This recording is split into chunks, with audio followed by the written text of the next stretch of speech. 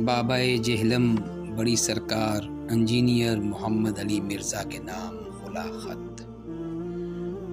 حضرت مرزا صاحب سلام ہو آپ اور آپ کے ارد گرد بیٹھنے والے ان فہم و ذکا کے مالک حاضرین مجلس پر جو آپ کے ہر رتب و یابس پہ واہ واہ کی صدائیں بلند کرتے ہیں۔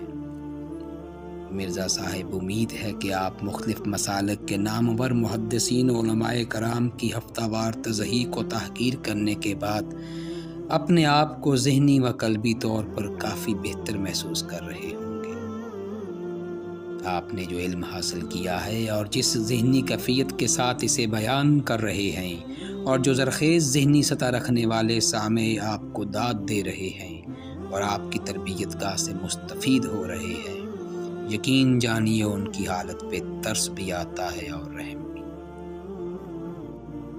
ضروریات دین میں سے امت مسلمہ کی ایک طے شدہ مسئلہ ختم نبوت پہ جس انداز میں لب کشائی آپ نے کی ہے اور کر رہے ہیں، وہ نہ صرف قبروں میں لیٹے کئی محدثین و علماء کی روح کو تڑپا گئی ہے، بلکہ عصر نو کے زندہ علماء کرام کو بے چین و مضطرب کر رہی ہے۔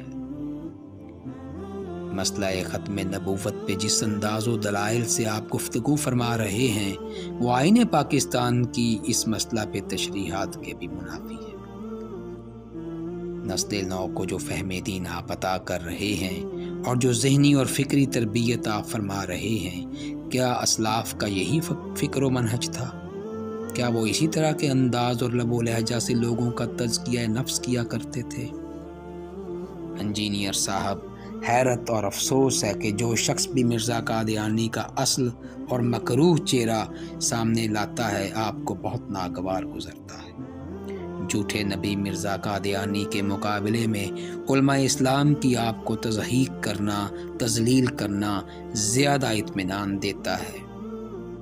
آپ کی گفتگو سے تو یہی عیاں ہوتا ہے۔ آپ کے غیر محتاط ادھوری تحقیق پہ مبنی جملے دن بدن آپ کی شخصیت کو علمی حلقوں میں مشکوک بنا رہے ہیں، جس کی ساری ذمہ داری آپ کے اپنے کاندھوں پہ ہے۔ آپ اپنے لب و لہجہ سے ایک متکبرانہ اور ادھوری تحقیق پہ مبنی علم رکھنے والے، سلف صالحین سے بغض و عناد پالنے والے چرب زبان خطیب کے روپ میں ابھر کے سامنے آئے ہیں اور شیطانی اثرات کے زیر اثر اپنے فین فالورز کی بے شمار تعداد سے بدحواسی کا شکار ہو چکے ہیں۔ اپنا روحانی علاج کروائیے اور اللہ سے توبہ کیجیے۔ مرزا صاحب، آپ اس عادت بد کا بھی بری طرح شکار ہیں کہ فریق مخالف کا پورا موقف جانے بغیر، مطالعہ کیے بغیر اس پہ غیر منصفانہ جرح فرما دیتے ہیں۔ قرآن مجید کی غلط تلاوت اور عربی زبان سے عدم واقفیت کی وجہ سے آیات کا غلط ترجمہ آپ کے علم کی حقیقت عیاں کر دیتا ہے۔ کتب حدیث ہوں یا کتب تفسیر، فقہی مسائل کی کتب ہوں یا فتاوی جات کے مجموعے، یا تو عربی زبان میں ہیں یا پھر فارسی زبان میں، اور بدقسمتی سے آپ ان دونوں زبانوں کے ابتدائی قواعد و ضوابط سے ناواقف ہیں۔ چند اردو تراجم پڑھ کر اور چند نامور علماء کے ناموں کی سیڑھی استعمال کر کے آپ یوٹیوبی خطیب تو بن گئے ہیں، اور علم و فن سے ناواقف نوجوان نسل آپ کی گرویدہ تو ہو گئی ہے، مگر وہ گمراہی کی جس دلدل میں دن بدن دھنستی جا رہی ہے، اس کا نہ ہی ان کو اندازہ ہے اور نہ ہی آپ کو احساس۔ آپ نے اپنے شاگردوں کو یہ تو سکھا دیا ہے کہ آپ کے کلپ کے تھم نیل پہ کس مشہور عالم دین یا کس مشہور شخصیت کی تصویر لگانی ہے اور ناظرین کی توجہ کس طرح سمیٹنی ہے۔ یہ الگ بات ہے کہ جس مشہور شخصیت کی تصویر اپنی شہرت کے لیے آپ استعمال کرتے ہیں، گفتگو میں پھر اسی کی مٹی بھی پلید کر دیتے ہیں۔ آپ نسل جدید کو بے ادبی اور بدتمیزی بڑے ہی کامیاب انداز میں سکھانے میں ایک ماہر استاد کا درجہ تو پا گئے ہیں، مگر افسوس کہ ایک ناصح اور مبلغ نہیں بن سکے۔ خدا را ہوش کے ناخن لیجئے اور اپنی توانائیاں غیر علمی جرح کرنے پہ صرف نہ کیجیے۔ فہم اسلاف سے ہٹ کر ضروریات دین کی خود ساختہ تشریح نہ کیجیے۔ شہرت و ناموری تکبر و غرور میں انسان کو ایسے مبتلا کر دیتی ہے کہ اسے اپنے علاوہ کوئی نہیں جچتا۔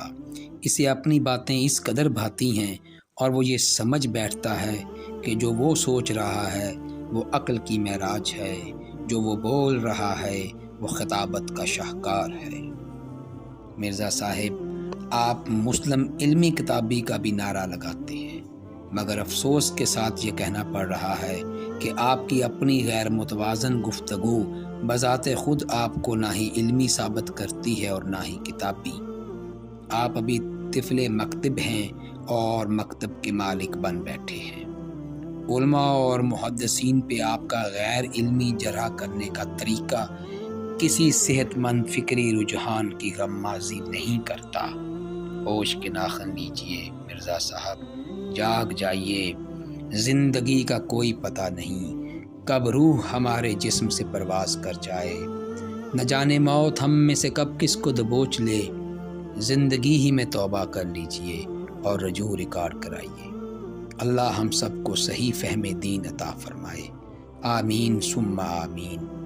مرزا صاحب، ایک مسلمان بھائی بن کر درد دل سے آپ کو جگانے کی کوشش کی ہے، غفلت سے بیدار کرنے کی کوشش کی ہے۔ بطور مسلمان میرا اتنا حق تو آپ پہ بنتا ہے۔ امید ہے آپ میری گزارشات کو مثبت انداز فکر کے ساتھ سماعت فرمائیں گے۔ خیر اندیش، آپ کا بھائی ڈاکٹر احمد آکاش۔ السلام علیکم ورحمۃ اللہ وبرکاتہ۔